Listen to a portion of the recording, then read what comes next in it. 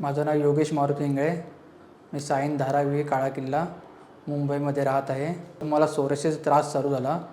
माझ्या अंगावरची सालपट निघाले, मला अंगावर डाग पडायला लागले.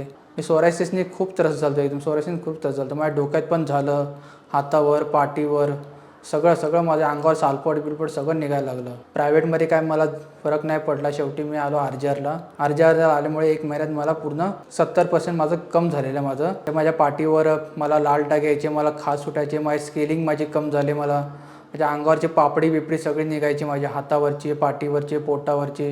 माझ्या डोक्यात पण झालं, त्या डोक्यात पण कम झालं माझ्या. आता RGR हॉस्पिटल आणि डॉक्टरांनी धन्यवाद.